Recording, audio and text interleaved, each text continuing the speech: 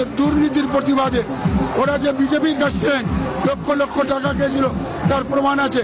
এমনকি নওশাদ শুভেন্দুর সাথে অন রেকর্ড বলছি কোলাঘাটে মিটিং করেছিল, ফাইলের মধ্যে টাকা নিয়েছে এবং দীঘার গেস্ট হাউসে নওশাদ অস্বীকার করতে পারবে?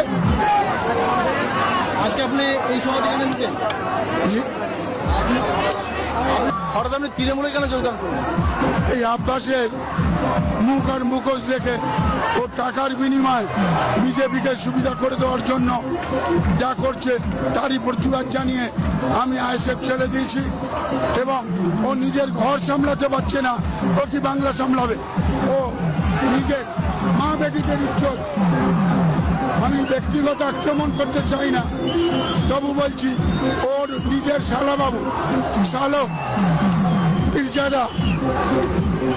পীরজাদা আমি বলেছে ওর নিজের ঘর সামলাতে পারছে না। তাই আমি বলি যে নিজের ঘর সামলাতে পারে না সে কি বাংলা সামলাবে? আপনাকে তো আইএসএফ থেকে প্রার্থী করা হয়নি বা টিকিট দেওয়া হয়নি বলে সেটার আগে আপনি এসেছেন, এমনটাই অভিযোগ। না, এটা মিথ্যে কথা। আমাদের মূল লক্ষ্য ছিল সাম্প্রদায়িক শক্তি বিজেপিকে আটকানো। ও বলেছিল আইএস ক্যান্ডিডেট দেবো, WBCS দেবো, IPS দেবো। দেখা গেল দেগঙ্গার ক্যান্ডিডেট করিম সে নাম সই করতে পারে না।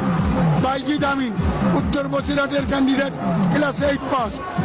এখানে মাজলার জলিল একজন দুর্নীতিগ্রস্ত নেতা, তৃণমূল থেকে বহিষ্কৃত, টাকার বিনিময়ে তাকে প্রার্থী করেছে।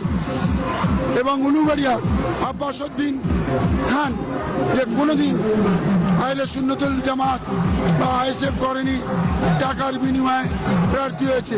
এরই প্রতিবাদে, ওদের দুর্নীতির প্রতিবাদে ওরা যে বিজেপির কাছ থেকে লক্ষ লক্ষ টাকা খেয়েছিল তার প্রমাণ আছে। এমনকি নওশাদ শুভেন্দুর সাথে অন রেকর্ড বলছি কোলাঘাটে মিটিং করেছিল, ফাইলের মধ্যে টাকা নিয়েছে এবং দীঘার গেস্ট হাউসে নওশাদ অস্বীকার করতে পারবে? আচ্ছা, আপনি আগামী এই অভিযোগগুলো কেন তুললেন না? এখন কেন বলছেন? আইএসএফে থাকাকালীন তারা আপনি সুবিধার জন্য করেছিলেন। আইএসএফে থাকাকালীন এই প্রতিবাদগুলো করেছিলাম, যার জন্য ওরা এখনো কোনো কমিটি করেনি। দেখবেন একজন চেয়ারম্যান নওশাদ, সভাপতি শিমুল সরেন, আর আমাকে ভাইস চেয়ারম্যান, কোনো কোষাধ্যক্ষ, ট্রেজারার, ক্যাশিয়ারও করেনি, হ্যাঁ, কোনো নির্বাচনী কমিটিও করেনি এই টাকার ঘাবলা করার জন্য। এমনকি জগৎবল্লভপুরের যে প্রার্থী সে কোনোদিন সুন্নতুল জামাত আইএসএফ করেনি, ও তৃণমূলের সমর্থক ছিল, টাকার বিনিময়ে প্রার্থী করেছে বিজেপিকে সামনে আনাবার জন্য, সিপিএমকে সামনে আনাবার জন্য। খাম তো নয়, খামের মধ্যে বাম, তার সঙ্গে নিয়ে আসছে রাম। ওরা কি আপনাকে বলছে যে আপনি আইএসএফ ছেড়ে তৃণমূলে যোগদান করেছেন, আপনি একজন মুনাফেক, আপনি কি বলবেন? মোনাফেক কে পুরপুরার মানুষ জানে।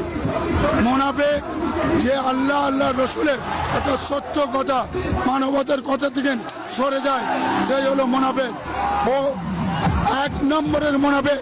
ওর যখন জন্ম হয়নি 1986 সালে ওই ফুরপুরার বুকে আমি হাবিবুর রহমান সিদ্দিকী এবং জননেতা AK হাসানুজ্জামান 60 থেকে 70,000 মানুষ নিয়ে মিটিং করেছিলাম। তখন ওর বাপের বয়স আমার চেয়ে অনেক কম। আজকে আপনারা দেখলাম ফিরাদ হাকিমের সঙ্গে খুব ঘনিষ্ঠভাবে, এই সম্পর্কটাকে আপনার দীর্ঘদিনের? ফিরাদ হাকিমের সঙ্গে আমি তৃণমূল জয়েন করার পরে আমি একজন তৃণমূল পরিবারের মানুষ, আমি মামাটি মানুষের সৈনিক। এই বিজেপি শক্তিকে আটকাবার জন্য এবং এই বিভেদকামী মুখোশধারী আব্বাস ভাইরাসকে আটকাবার জন্য। আমাদের এটা বলা যেতে পারে যে আপনি আব্বাস যেটা করছে ও নলেজ সিটির স্বার্থের জন্য, নলেজ সিটি যে লক্ষ কোটি টাকা আত্মসাৎ করেছে সেইটাকে ঢাকা দেওয়ার জন্য ও খামের মধ্যে বাম, তার সঙ্গে নিয়ে আসছে রাম। আপনি তৃণমূলে যোগদান করেছেন শুধুমাত্র বিজেপিকে আটকানোর জন্য? যারা দেশের শত্রু, যারা মানবতার শত্রু, যারা নারীর ইজ্জত দেয় না, সেই বিভেদকামী শক্তি বিজেপিকে আটকাবার জন্য। এবং 34 বছরের সিপিএম, যে সিপিএম আব্বাস বলে তৃণমূল থেকে 18 জন MP হয়েছে, বলে রাখছি শুনুন, আজ থেকে 3 বছর আগে ত্রিপুরায় বিজেপি এসছে, সেখানে তৃণমূল ছিল না। এই সিপিএম ত্রিপুরায় বিজেপিকে আনিয়েছে এবং পশ্চিমবাংলায় সিপিএম এর সংসদ দীনেশ জোয়ারদার আজ থেকে 5 বছর আগে বিজেপিতে গেছিল। এই দীনেশ বাজোরিয়া যে বিজেপি এর কাউন্সিলর, কত নাম বলবো, হলদিয়ার সিপিএম এর এমএলএ আজ বিজেপিতে, মালদার এমএলএ, দুর্গাপুরের এমপি আজ বিজেপিতে, সিপিএম এর এমপি এমএলএরা বিজেপিতে। তো এই সিপিএম আব্বাস মিলে বিজেপিকে হাওয়া দিচ্ছে, মানুষের ভোট ভাগ করতে চাইছে। তাই কোনো অবস্থায় মানুষের ভোট ভাগ করা যাবে না। দেশের ঐক্য সংহতিকে অক্ষুণ্ণ রাখতে হবে। মাটি মানুষের নেত্রীর হাতকে শক্ত করতে হবে। দিকে দিকে তৃণমূল প্রার্থীদের বিপুল ভোটে জয়লাভ করাতে হবে।